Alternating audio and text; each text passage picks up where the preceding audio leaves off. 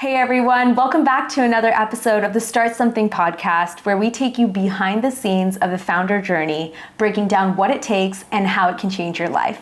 I'm Shruti. And I'm Bailey, and in this episode, we are going to be talking about lessons for our younger selves. We're going to do 2 of these episodes. This is part 1, and we're going to focus on Shruti. So without further ado, Shruti, you have learned so many lessons, not just as a founder selling your first company, but also as a human and as a woman in so many different areas. And so I'd love to know from your perspective, what are some of the lessons that being on this side of those experiences, do you wish you could go back to your younger self and share some wisdom around?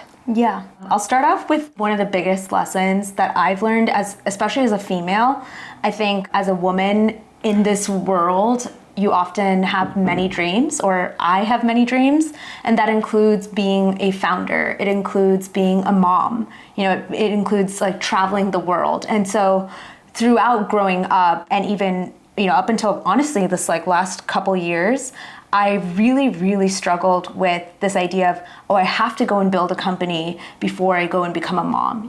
I don't think I could handle it all. I think my life is almost over after, once I become a mom and I have to prioritize my life for my kids, right? And that's been a huge awakening now in my later 20s, where I'm recognizing and waking up to the fact that life doesn't end at 30. It honestly begins at 30. I started interviewing a bunch of 30-year-olds or women who are, of course, women who are in 30s, like any data-oriented human would be, and being like, okay, what does your life look like? How do you handle being a mom, and also handle being a powerful woman in technology, right? And they're able to handle it. It's possible. The data tells me that through my surveys. So that's been a good point of reflection of now having gone through the founder journey once, just giving me the inspiration and motivation of Shruti, you can become a mom in the next few years, and you can also handle starting your own business if you want again. I don't know if you empathize or relate to that lesson that I've learned. Yeah, absolutely. So is the lesson that you aren't limited by something like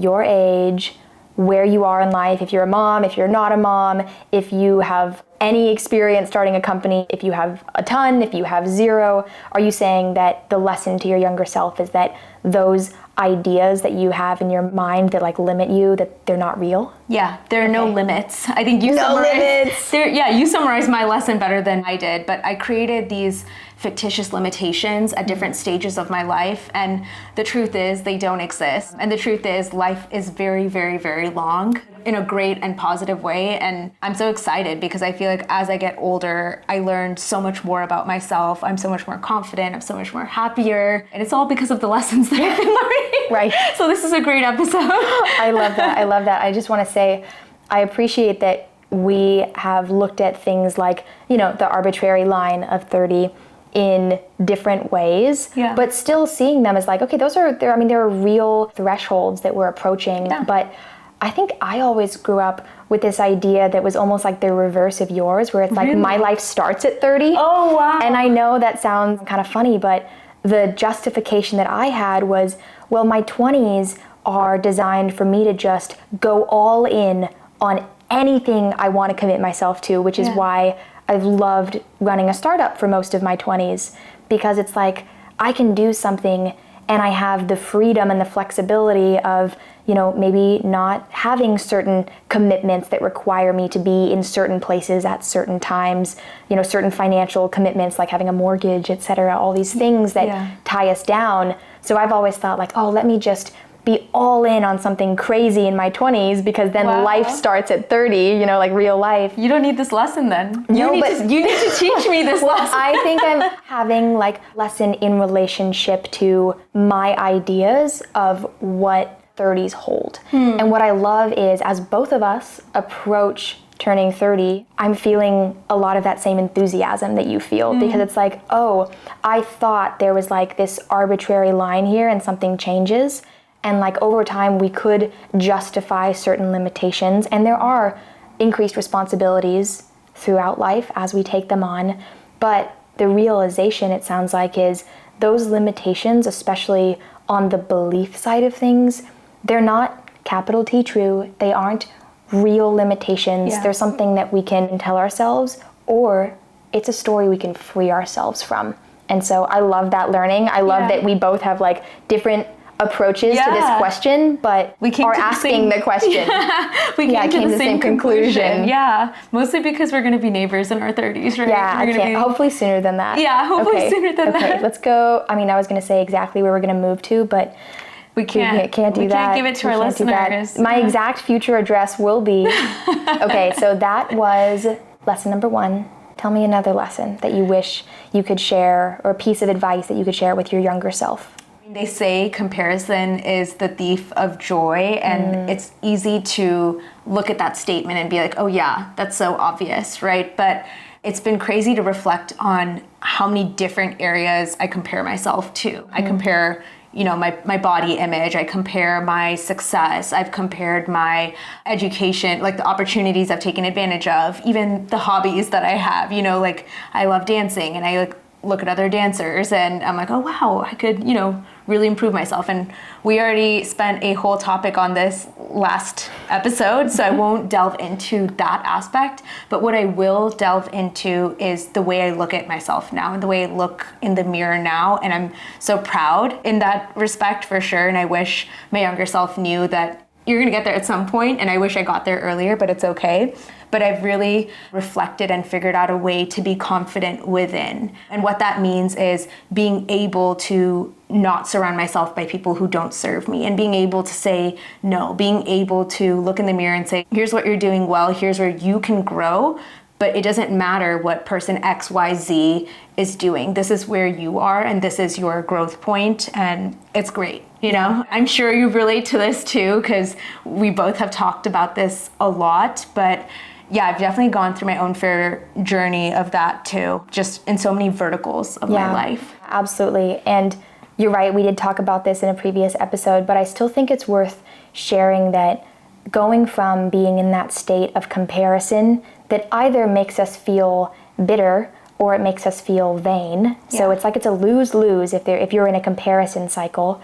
Going from using that as your metric, as like the thing that you're judging yourself off of or by, instead looking at how far you've come, like comparing yourself now to your younger self and where you were at then when you were first putting yourself out there, when you were first learning to do something, that creates so much more lasting joy. And so I love this learning. It resonates so much. Yay, I'm glad. I think we're both going to just relate to each other's lessons. I'm just going to compliment you this whole time. Nothing has changed. Okay, tell me about another lesson. Another lesson for me is that less is more for me these days, and like the thought that where that comes from is actually in the social respect. So growing up, anyone in my life will tell you that I'm the biggest extrovert they've ever met. Shruti's friends with everyone. When I was I can't keep track of your best friends. No. When I was 3, my teacher wrote on the report card, "I've moved your daughter like seats because she keeps, talking to people." And I moved her next to the quietest person in the class, and she got her to talk. I don't know what to do with her. When I used to be, like, the lesson Oh, you think something's changed. Okay, well, that's a good note for future reference. I think that I've changed. I feel like the journey that I've been through is, for me, I had this belief that quantity mattered. Like the number of people I had in my life mattered. And the journey that I've had over time is actually, I don't need that many people in my life. I just need people who really make an impact on my life. They say the 5 closest people around you are a summary of who you are. That statement can't be more true. I definitely more picky with the people that I spend my time with in a good way, and I also don't have the bandwidth to support talking to everyone. Right. So you need a CRM for your friends. Yes. No, we're not getting into that lane. It's just for the professional. I'm just glad I made the cut. You're in the cut. But I think the power of that is that I'm able to serve the people in my life a lot better, and they're able to serve me in the needs that I have. So I've grown in recognizing the fact that I have needs and other people have needs, and there's only so much that you can do to support and be there. There's only so much time in your day, and time is the most precious element anyone has. I think I need to write a TED talk on the importance of time, but yeah, just going through recognizing that how valuable your time is. I've learned this journey in myself, like quality matters more than quantity. Yeah, absolutely. I love that, and I feel like what you're pointing to, in addition to the value of time, is like the value of these relationships and investing your time in the relationships that really push you to be a better version of yourself, to take up more space, to pursue things that some people might think are crazy, but like really listen to yourself, trust your intuition, and go for it. And I feel like in our lives, we have people who always encourage us to play small. Yeah. And then we have people who really push us to get out there and take up space. And, you know, during this episode, I've been thinking about people in my life who are, you know, the kind of the rare friend who's like, no, go for it. Yeah. And, you know, at the beginning we were talking about what it means to like be a mom and a business owner, and seeing that reality for what it is and that possibility for what it is. And it just kind of reminds me of my friend Jessica Taylor, who has kind of come into my life and pushed me to, one, take up space and like be the biggest version of myself. But also she's an example of someone who's like, I'm not gonna let the fact that I'm a mom stop me from pursuing my dreams. Instead, I'm putting words in her mouth. I'm just interpreting her behavior. But the way that I interpret her behavior is that there aren't limits on what we can accomplish no matter where we're at in our life. I love that. And I see her being a mom and being a business owner while also finding time to like champion people like me. And I'm just like, who is this woman and how can like I be more like her? Yeah. And I think as we use our time selectively, one of, just echoing what you said, one of the most important things we can do is decide, I'm going to be spending that time with the people who encourage me to be bigger. Yes. Who encourage me to be more myself, to trust myself. Who bring out the best versions of yourself. Exactly. And then, you know, spend time with those people and become the version of yourself that they are really encouraging you to be. Yeah, and bring out the best capabilities, like the best version of yourself. Yeah. And I think the person that you used, your friend Jessica, is a perfect example of tying in all my lessons together, like really finding someone who can encourage you, support you, someone who is proving to you every day that possibilities are endless, and also reminding you how valuable time is all at once. Yeah, I think you summarized all the lessons really well here. Gotta love when there's a person who can like help you summarize all of those lessons. We should bring her next time. I know, right? Well, I think we had a similar experience together when we were doing the fireside chat at the Berkeley Women in Business Conference, and we got to watch our friend Avni give the keynote. Right. And it was so inspiring. And I know for me, like sitting there, I kind of felt emotional because I got to see a woman who was a peer of mine speaking to all of these women who were just a couple years younger than her, and able to share these like war stories and lessons from the perspective of a young woman who's been there. Yeah. And being able to see those people and like befriend those people is a message that like we can do that too. It's kind of like it's flipping the idea of comparison and jealousy on its head, because it says like, don't look at the people around you and wish that like, oh, they have it easy, I wish I could just have their life. Instead, look at those people and say, wow, there's this twinge that I feel of wanting that. Yeah. They're showing me that that reality is possible. Yeah. Not that it's a limited pie and they already got the piece, so there's none for me. Instead, it's like, I want to be more like her. Nothing is limited in this world. That should be the takeaway there. Except time, I guess. Except time. That is true. That's why you got to use it wisely. I know. Hey, these are great lessons. Thank you so much. I wish you could give them to my younger self, but my current self is grateful for them too.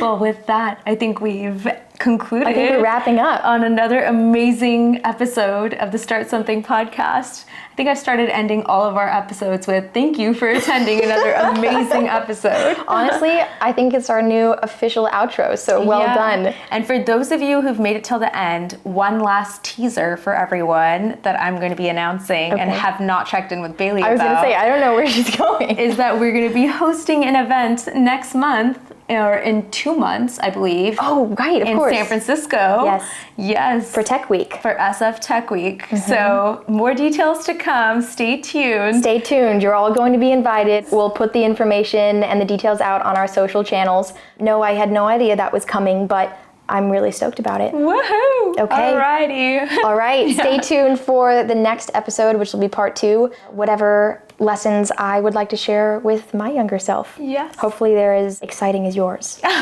We'll see. Nice job. All right. High five.